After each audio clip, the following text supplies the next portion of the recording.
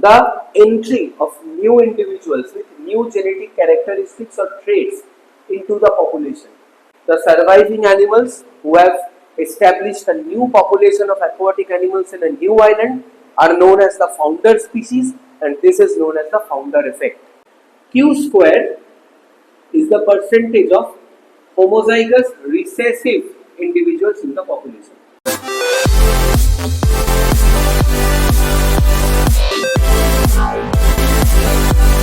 Welcome back to btosacademy. Today we will continue our lesson on evolution and we will look into a new aspect of the Hardy-weinberg principle. Now, what is the Hardy-weinberg principle? Hardy-weinberg principle is a principle that recognizes the genetic equilibrium in our population. Now, what is genetic equilibrium? As we all know, a population is not only made up of a single species, but it is an amalgamation of different species. And each individual of each species contains some unique variations amongst themselves, which makes them different from one another. So, all these kinds of different genes and the variation among a different type of individuals within a single species gives rise to a plethora of genes in the population. Hardy-weinberg principle describes that all these genes must be in an equilibrium. That is, the frequency of a particular gene must not exceed the frequency of all the other genes combined, and the sum total of all the genetic frequencies must be constant. Otherwise, the population will become destabilized, and as a result of that, one gene will become dominant over all other genes, and the individuals possessing those genes will have an adaptive advantage over the others, and we will see that there is a shift in the population dynamics leading to speciation or formation of a new species from the pre-existing population. So let us look into the Hardy-weinberg principle in details. So what is the Hardy-weinberg principle? It describes the genetic equilibrium. And what is the statement? The relative frequencies of various kinds of genes in a large and sexual panmictic population. Sexual panmictic population means that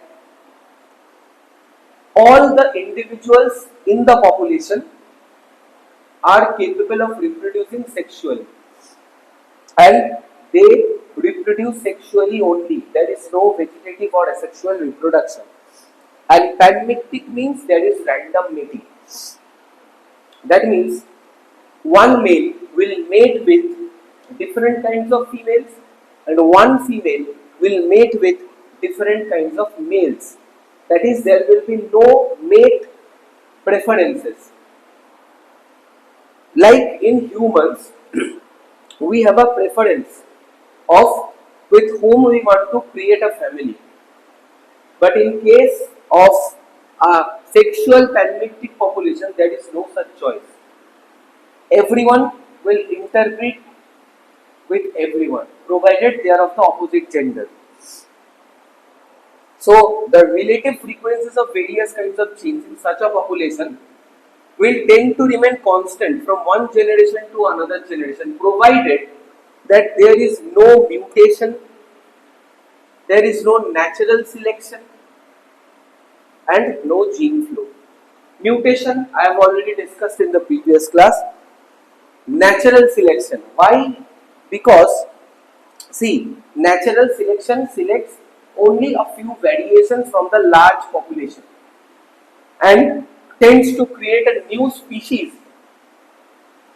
with individuals containing or carrying those variations. So, if they are favored, that means only those genes will be carried forward in the next generation, not the other genes. Only they will be favored, hence the genetic equilibrium will be disturbed. There will be a shift in the population dynamics. So natural selection should not exist. And gene flow. What is gene flow? Gene flow is the entry of new individuals with new genetic characteristics or traits into the population, or the exit of individuals carrying some unique genes and traits from the existing population. There will be no immigration and emigration in order for the Hardy-weinberg principle to be applicable or existent. So there shall be no gene flow. No individuals will come into the population, no individuals will go out of the population.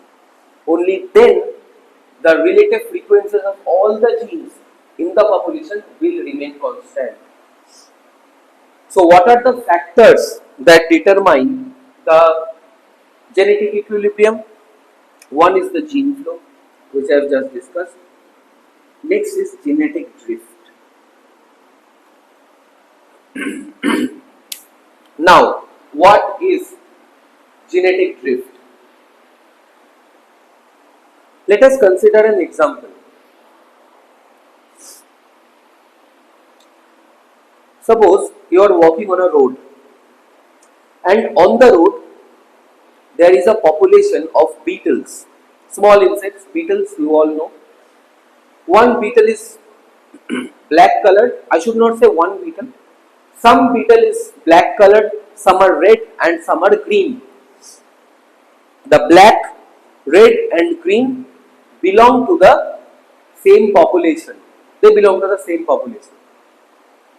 And they belong to the same species, but due to some variation, they have evolved three different colors. Okay, due to some variations, some of them have become black, some of them have become red, some of them have become green. Now you are walking on the road. On the black surface of the road, you can clearly distinguish the red ones and the green ones. So you will avoid stepping on them. But the black ones are camouflaged in the road. So they will be inconspicuous, you will not be able to see them. So you will walk over them and they will get crushed and they will die. So let's assume that hypothetically you have killed off all the black populations. So only the red ones and the green ones survived. Now the next generation of the population will not contain any black individuals, but only will contain red and green individuals. This is a by chance phenomenon. Nature has not eliminated them.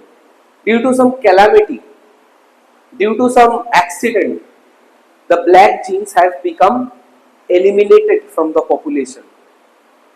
The only red and greens are surviving. So the population equilibrium has been destroyed. Earlier, just one generation earlier, there used to be black genes. Now there are no black genes. There are only red and green genes.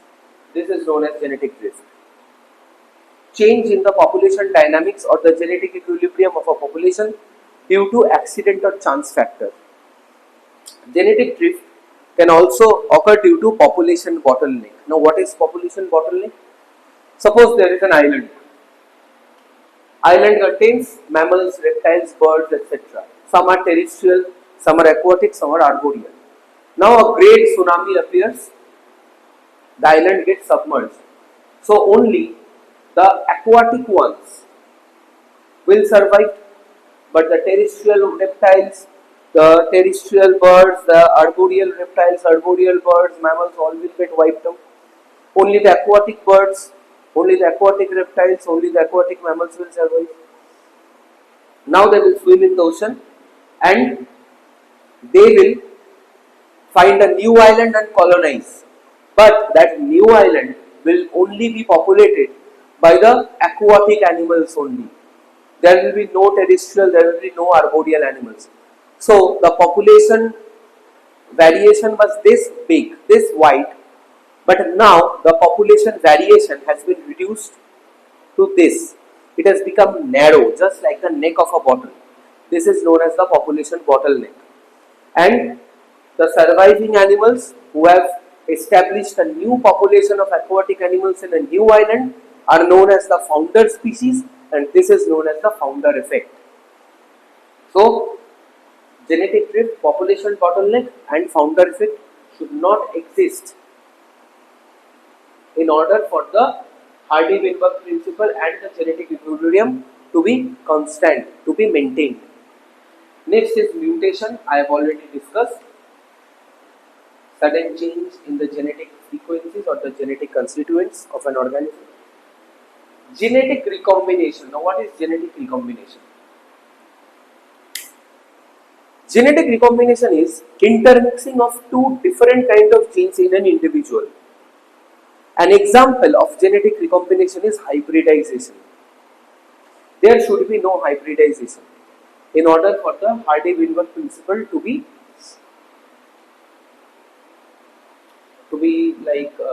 true or to be established. Now, what is hybridization? We have seen that a mule is a hybrid of a horse and a donkey. So, horse is a different species, donkeys are a different species, they form a hybrid mule. That means mule contains both the genes of a horse and a donkey, and it is neither a horse nor a donkey, it is its own separate species. This is genetic recombination, intermixing of two very different kind of genes giving rise to a new species or giving rise to individuals with completely new set of variations that is not found in the pre-existing population. So genetic recombination also disturbs genetic equilibrium, and hence it should not exist. For the genetic equilibrium to remain constant and the Hardy-weinberg principle to remain applicable, and natural selection, which I have discussed. Natural selection should not exist because natural selection favors a few set of variations and discards the rest, and the population dynamics will shift. The equilibrium will not be constant. Okay, it will create a new genetic equilibrium which will be dissimilar to the previous genetic equilibrium. Hence, natural selection should also not be present in order for the genetic equilibrium and the Hardy-weinberg principle to be maintained. Now, let us look at the mathematical expression of the Hardy-weinberg principle. Let there be two alleles in the population. Capital T, it is the dominant allele. Okay, capital T is the dominant allele, and small d the recessive allele. The recessive allele, and capital T has a frequency, a gene frequency of p, small p. Capital D has a gene frequency of p, small p, and small d or the recessive allele has the gene frequency of q, small q. Now, the genotype frequency of the homozygous dominant is p square. The heterozygous will be 2pq, and the homozygous recessive will be q square. Now, according to the Hardy-weinberg principle, the sum total of p square plus 2pq plus q square should be 1. And if we solve this, we will get p plus q equals to 1, where p is the frequency of the dominant allele and q is the frequency of the recessive allele. So, the sum total of the frequencies of the dominant allele and the recessive allele should be 1 constant. Now, p square corresponds to number or the percentage of homozygous dominant individual in the population. Q square is the percentage of homozygous recessive individuals in the population. P square is the percentage of homozygous dominant individuals in the population. Q square is the percentage of homozygous recessive individuals in the population. 2pq is the percentage of heterozygous individuals. Okay, heterozygous individuals, since it is a sexually reproducing population, we will have heterozygous individuals, and this one is the sum total of all allelic frequencies. That is the dominant allele, the dominant plus recessive, the dominant and recessive,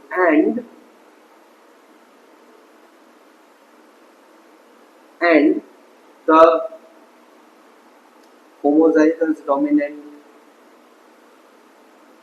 plus homozygous recessive plus heterozygous.